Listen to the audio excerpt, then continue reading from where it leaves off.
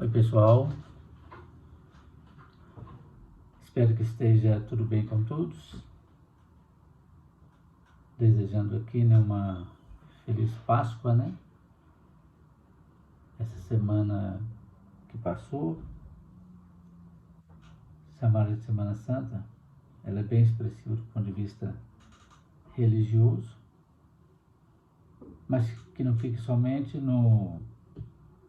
na paixão do Cristo, mas que fique principalmente na ressurreição, na transformação de cada um de nós. Prosseguindo então com os nossos estudos, hoje nós vamos entrar no estudo número 60, que nós vamos falar sobre os juramentos, que está em Mateus capítulo 5, de 33 a 37, e juntando com a não resistência, Mateus 5, 38 a 42 e Lucas 6, 29 e 30. O estudo baseado no livro do Pastorino, Sabedoria do Evangelho, conforme nós falamos sempre, e também com trechos, logicamente, das obras básicas, hoje no caso, o Evangelho segundo o Espiritismo. O juramento.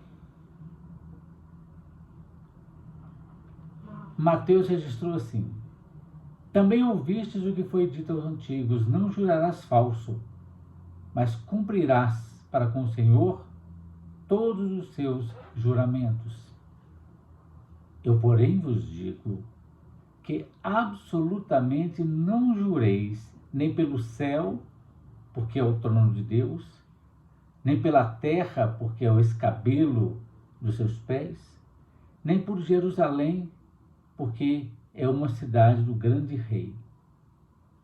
Nem jureis pela tua cabeça, porque nem um só fio de cabelo poderá tornar-se branco ou preto. Mas seja a vossa palavra sim, sim, não, não. Pois tudo o que passa disso procede do mal. Esse trecho, que Jesus menciona e Mateus registra, reproduz o terceiro mandamento lá dos 10 mandamentos, do Decálogo de Moisés, escrito lá em Deuteronômio, em Êxodo 1 e Deuteronômio 2. E, exatamente no livro de Deuteronômio, existe a ordem de cumprir os juramentos, conforme também está registrado no livro de Números. São as obras do Pentateuco mosaico, Nós temos Êxodo, então, e Deuteronômio, e no livro de Números nós temos a ideia de que os israelitas frequentemente juravam por Deus, pelo céu e pelo templo. Jesus, então, ele veio para aprimorar as leis, ele mesmo disse, não para destruí-las, longe disso, mas para aprimorá-las. Jesus proíbe terminantemente qualquer tipo de juramento, qualquer que seja a forma dele, sobre qualquer aspecto. O cristão, por exemplo, ele estaria proibido de jurar, ainda que seriamente, ainda que juridicamente, judicialmente. Pois o cristão verdadeiro, o cristão real, vive e age com tanta lealdade que para ele basta sim, sim e não, não. Isso iria garantir a veracidade dos fatos.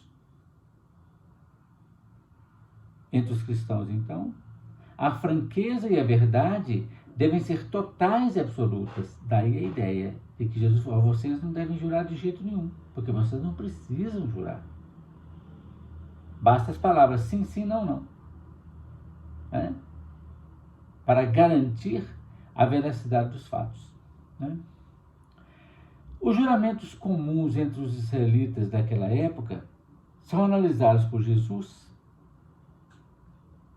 e apresentadas, então, as razões que levaram Jesus a proibi-los. Vamos ver. O céu. Por que alguém vai jurar pelo céu? O céu é o trono de Deus. E estando Deus, então, em toda parte, esse céu significa essa atmosfera do fluido vital divino. Portanto, é um dos locais em que a divindade se assenta ou se encontra. Jurar pela terra,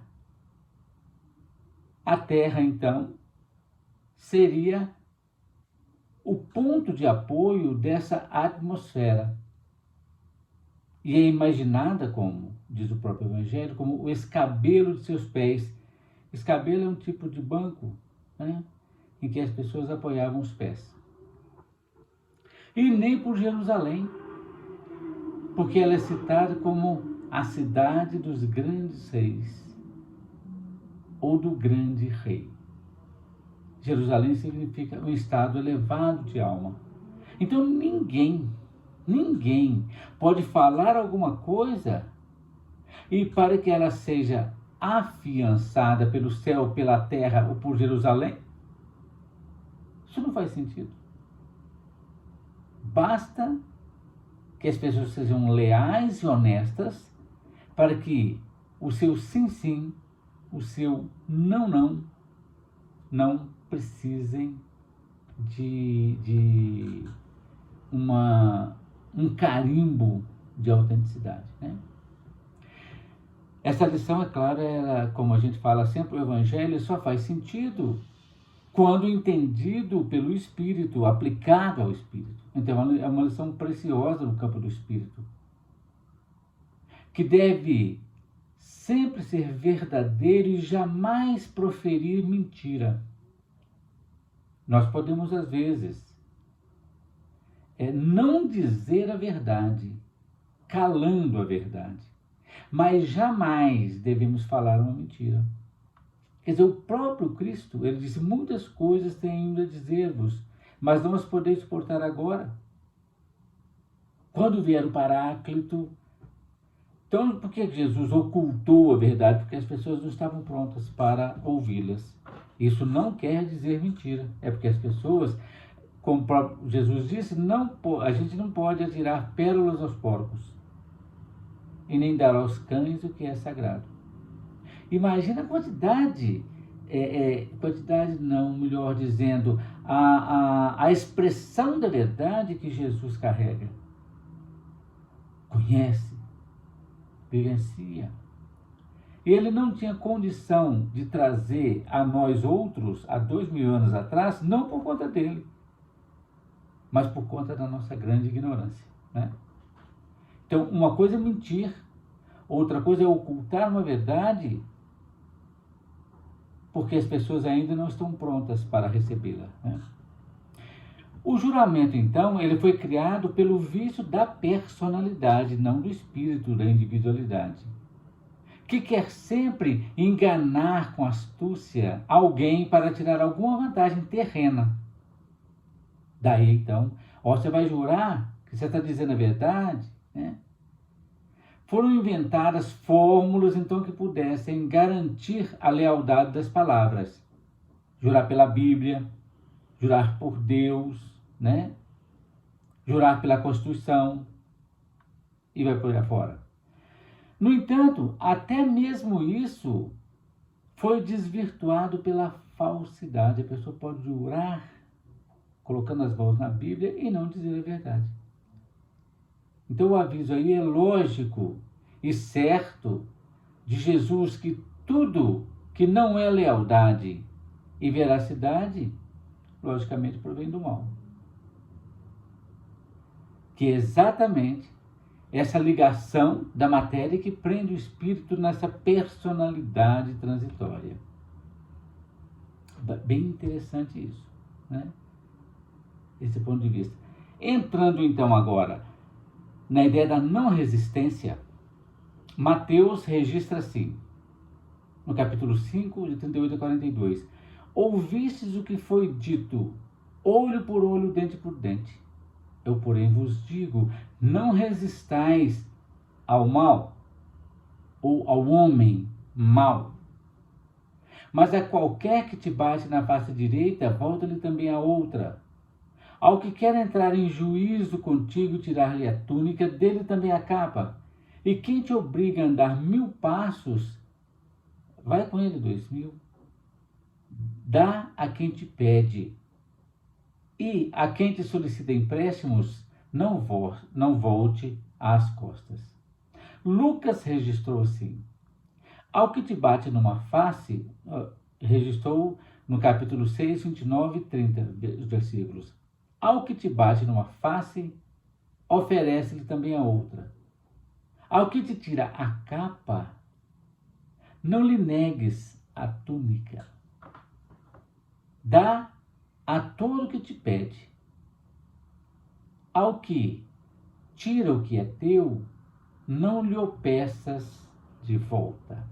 Muito interessante essa passagem para a gente refletir. Jesus cita então a lei de Talião, que está lá no livro de Êxodo, Levítico, né, e Deuteronômio. E abola completamente isso. Repetindo, Jesus não veio acabar com a lei, mas vai aprimorar. Aquilo que está correto, ele aceita. Tranquilo. Aquilo que precisa passar por algum momento de transformação, ele também faz isso, né? Então, Jesus abole essa ideia da lei de Talião e ordena a não resistência diante da perversidade. Porque, gente, se a perversidade se mantém, a gente não sai daquele processo. Porque quem perdoa, avança. Quem não perdoa, fica preso ao erro, ao ódio, à raiva. E é bastante difícil. Ninguém aqui vai negar que é muito difícil dar a outra face diante de N situações, né? Vamos entender isso também, para a gente não entender isso errado, né? Jesus mesmo dá o exemplo quando deixa-se prender e ser assassinado, como um cordeiro diante de quem o tosquia. Está escrito lá no livro do profeta Isaías e também no livro de Atos. Mas nós, né, os cristãos, ainda não compreendemos toda a extensão desse ensinamento de Jesus. E a gente não consegue, então, com isso, colocá-lo em prática. Com efeito, então, nenhuma resistência deve ser oposta pelos discípulos de Jesus aos exploradores desonestos e que abusam da nossa fé. Jesus, então, confirma esse ensino com o exemplo próprio, né, típico e populares, para que pudesse compreender. Jesus, então, foi o grande exemplo disso, para que não deixasse nenhuma dúvida do que deveria ser feito. Porque, gente, nós estamos aqui na encarnação atual, mas nós já passamos por N encarnações e já lesamos a lei em N aspectos. E a gente precisa, de acordo com o amadurecimento espiritual, ir requalificando aquelas energias que nós desqualificamos ontem. Como diz Jesus, sede, pois, perfeitos, como é perfeito o vosso Pai que está nos céus. Nós estamos caminhando para isso. E com certeza a gente não consegue fazer isso em uma só existência. Jesus então traz esses exemplos, né? Ele mesmo deu exemplo, né? Se deixando prender, se deixando ser assassinado. E traz para nós o exemplo para que a gente possa seguir. O primeiro exemplo é o da bofetada. Bofetada na face direita. O curioso é que é só Mateus que entra com esse pormenor de classificar direita e esquerda. De modo geral, a primeira bofetada acontece da seguinte forma: como a maioria esmagadora da humanidade é destra, a bofetada é dada pela mão direita e fere a face esquerda de quem está diante, à frente. Então, com a mão direita, fere a face esquerda. Nós já falamos bem sobre essa ideia da esquerda e da direita. A direita é exatamente o lado da justiça que foi ferido. O lado, então, aspas, da razão, enquanto que o lado esquerdo é o lado da emoção, o lado do coração, o lado da compreensão, né?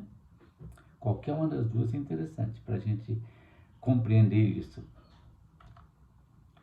Essa prática exprime claramente a ideia do perdão,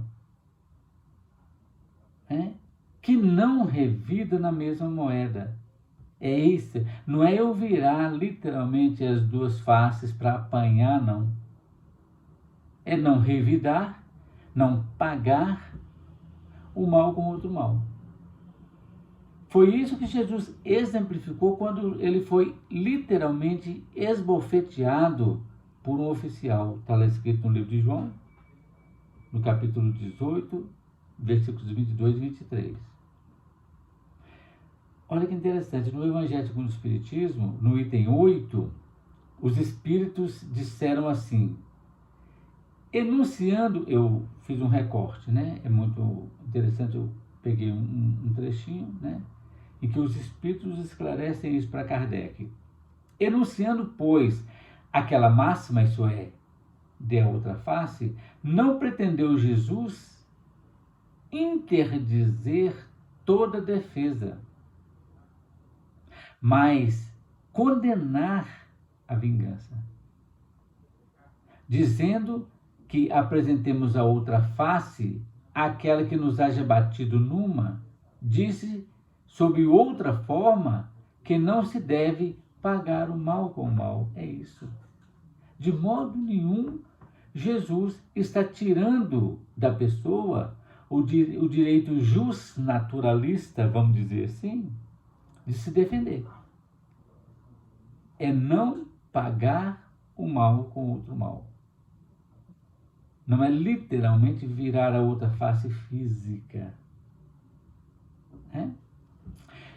O segundo exemplo é o processo já judiciário diante de um tribunal. Quando o contendor queira tirar-nos a túnica significa a peça principal do vestuário dos israelitas. De Jesus que deve dar também o manto, isto é, uma outra peça que é menos importante, ela é lançada sobre o ombro, ela não é fundamental. Agora, Lucas traz uma outra ótica bastante interessante, outra lógica. Se o contendor tirar o manto, aquilo que é supérfluo, deve o coagido entregar também a túnica, isso é até o essencial, contando que não ofereça a luta para não perder a paz espiritual, isso aí coroa tudo. Porque a partir do momento que se entra numa contenda, é tipo uma guerra. Aí todas as pessoas, porque se tem guerra, alguém está querendo vencer alguém. E essa luta pode ser ad eterno. Um mata o outro mata um, outro mata o outro, mata um e vai por aí fora, e inventa mentiras e faz uma série de situações, fica todo mundo preso naquele ramerrão de vingança. Quem então para de praticar o mal, ele sai desse ciclo vingativo. Essa é a proposta de Jesus, né? O terceiro exemplo, então, caminhar 1 milha, isso é cerca de 1,5 km, né? Ensina Jesus que devemos sempre atender de boa vontade, fazendo sempre mais do que nos é pedido. Isso faz a gente lembrar da parábola da figueira. É produzir fruto, a figueira que secou, é produzir fruto quando for preciso e não somente na hora. Como diz o próprio Jesus, se a vossa justiça não exceder a dos fariseus e dos saduceus, você não vai poder entrar no reino dos céus. Tem que exceder a justiça. Exceder a justiça significa exatamente quando eu for ferido na face direita, justiça, que eu dê a outra face do amor.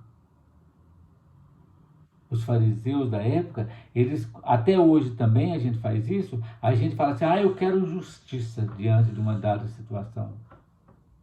Mas quase que na prática a gente está querendo um tipo de vingança, não é isso? Então significa atender de boa vontade, fazendo sempre mais dentro das possibilidades de cada um de nós. Essa é a generosidade pura, no seu mais belo aspecto, como sendo um processo de doação de si mesmo. Olha como é difícil a gente fazer o processo de depuração do espírito. Não é fácil fazer isso. O quarto exemplo é o desapego. Se alguém pede, deve dar-se sem distinção, como disse Lucas.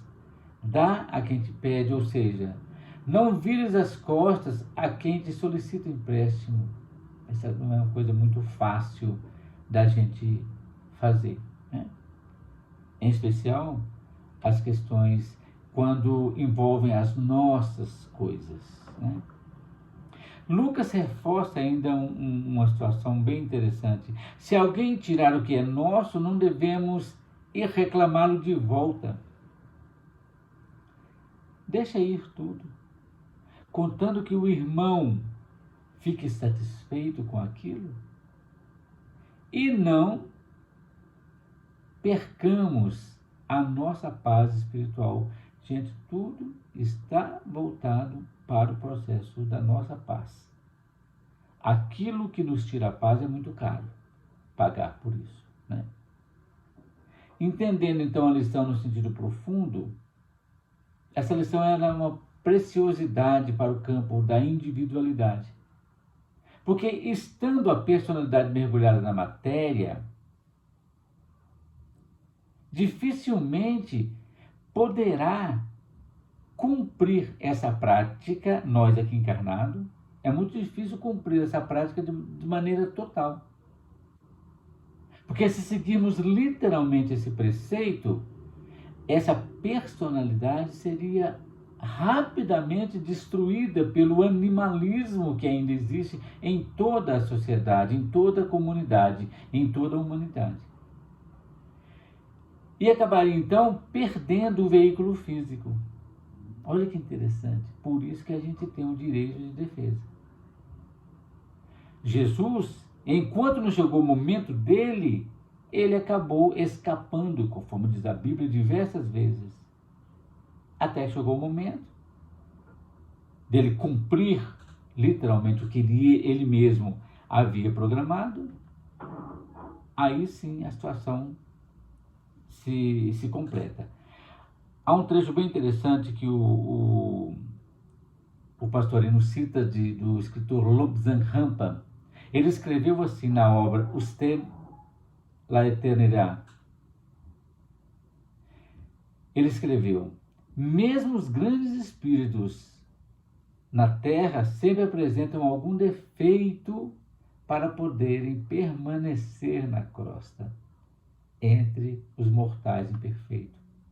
Quer dizer que por mais adiantado, evoluído que seja em uma individualidade, enquanto convive aqui na nossa existência terrena, precisa se defender para se sobreviver. A lei de conservação, como diz o livro dos Espíritos, né?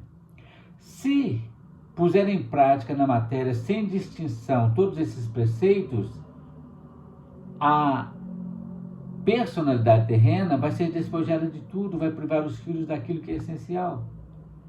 E isso não vai trazer vantagem nenhuma para aqueles para os aproveitadores que não vão se contentar com aquilo.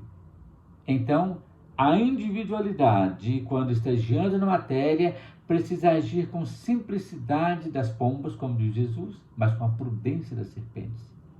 Jesus não mandou ninguém ser bobo, idiota, não.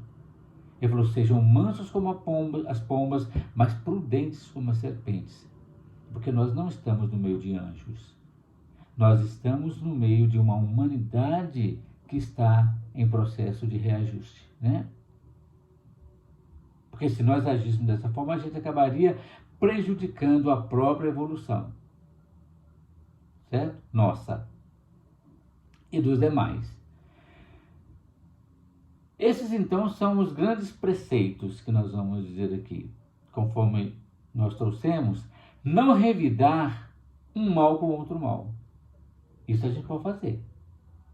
Sem prejudicar, pelo contrário, avançar no nosso processo evolutivo, né? Quando, então, se receber uma ofensa, seja ela moral, seja ela material, é preciso que a gente retribua com um benefício, nem que seja com uma prece em favor daquelas pessoas que são ainda ignorantes e que não sabem que tudo aquilo que se faz acaba fazendo por si mesmo. Isso é fundamental. Oferecer outra face, outro preceito. Generosamente oferecer em favor do outro que nos magoou. Não apenas que nos tenha magoado com ofensas pessoais, como é o exemplo do Evangelho, mas também quando causa na gente algum prejuízo aos nossos pertences, né? Aos nossos haveres que nos foram emprestados para a nossa viagem durante essa permanência aqui no planeta. Por isso, então, é muito melhor aborrecer-se em contendas judiciais, é melhor que a gente não se aborreça, então, melhor dizendo, com as contendas judiciais e ceder para que aquela contenda não ganhe outras dimensões. Contando, então, com isso, que a gente não crie desarmonias e inimizades com as manifestações divinas que estão em nós. Devemos, então, nos harmonizar o mais depressa possível com o adversário, enquanto nós estamos a caminho com ele. Tentar evitar as contendas judiciais, porque ela mudou de patamar. Quando, então, não for possível que a contenda aconteça e que haja um acordo, melhor dizendo, para resolver essa questão. Às vezes só vai resolver uma questão mesmo aqui na Terra com um juiz, né? Tendo um juiz externo para resolver essas questões, né? Assim também o exemplo da generosidade. Jamais recusar a doação de si mesmo para atender às solicitações que nos requerem sacrifícios pessoais. É aquilo que eu falei. Quando alguma coisa vai custar a nossa paz, essa situação é muito cara, né? Então a gente precisa ter cuidado, fazer essa avaliação, né? O nosso eu profundo, então, deve dirigir o nosso eu pequeno, isso é, a nossa individualidade, dirigir a nossa personalidade, de forma que essa personalidade, ela sacrifique, se for necessário, para satisfazer as precisões da nossa romagem terrena, a fim de que cada vez mais aconteça a harmonização e a união dos espíritos. É fundamental. Tudo que se puder fazer para manter-se em paz, em harmonia, a gente precisa fazer. Porque a gente é de ontem, a gente é de várias existências, conforme eu já mencionei aqui, e nós estamos agora num momento crucial mesmo de desenvolvimento de todas essas personalidades do nosso ontem. Finalmente, então, dar sempre e emprestar sempre a quem nos pede no campo espiritual. Porque no domínio da matéria, não podemos, por exemplo, dar uma arma para quem pretende praticar o suicídio. Então, não é dar o que te pedem, mas dar a quem te pede, em especial no campo do espírito, né? Ou a gente tirar um valor amoedado nosso, entregar para pessoas que vai usar esse dinheiro para uma situação bastante desequilibrada na vida dele. E a gente, embora a gente não saiba dessas questões, aí está a sabedoria. No campo da matéria é sempre muito difícil, por isso que o Evangelho segundo o Espiritismo deixa claro que a caridade moral ela é superior à caridade material, né? Mas podemos então e devemos dar sempre espiritualmente, ajudar sempre com palavras, ações e com a força do pensamento e da prece. A frase que está em Lucas, ao que tira o que é teu, não lhe peçais de volta, contém um precioso, um grandioso ensinamento no campo do espírito, né? Que temos nós na terra que seja propriedade nossa? Nada. Só é nosso mesmo os dons espirituais, morais que a gente carrega. O resto tudo é empréstimo, que são colocados para que a gente possa tecer a nossa viagem aqui na terra, conforme está escrito na carta de Paulo a Timóteo. Nada para cá trouxemos, e nada daqui levaremos.